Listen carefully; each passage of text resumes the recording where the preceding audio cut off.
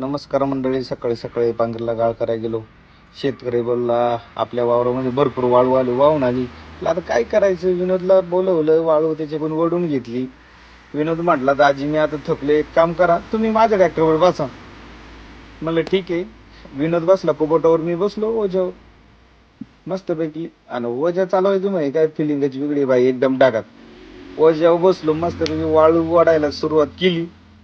लपडी कशी आपली कायमचीच, भरकीनी गुतव. त्याच्यानंतर मस्तपैकी वाळू ओढली.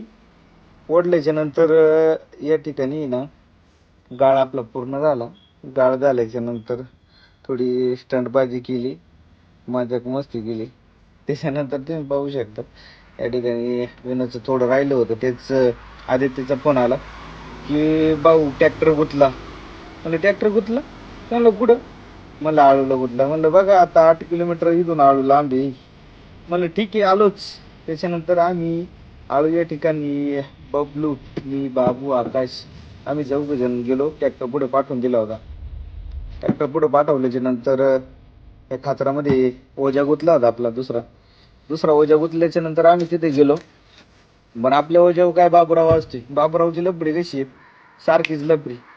नुसतं गुतवागुती त्याला इंटरेस्ट नाही. असं गुतावला का वडा, आणि किती लांब असू द्या या वडायला. अशी लपडी करायची काय ज्ञानीच तर काय डोक्याला हाती. त्याच्यानंतर दत्ता म्हटले ट्रॅक्टर ओढल्याच्या नंतर तुम्ही तिथे ट्रॅक्टर घालायची गरजच नव्हती. विषय असा आहे का तिथं मोठी विहीर होती आणि ती विहीर गाडलेली. त्याच्यानंतर हे आकाशला म्हणलं चल काय हरकत नाही, आता तू गाळ करायला सुरुवात कर. 2 जणांना तिथं गाळ करायला सुरुवात केली त्या खात्रामध्ये.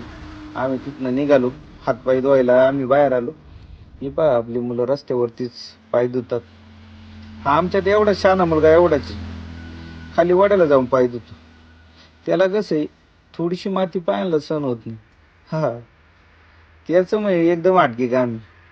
त्याच्यानंतर आम्ही निघालो फाट्यावरती आता पाहू शकता आमच्या इकडलं निसर्गाचे सौंदर्य.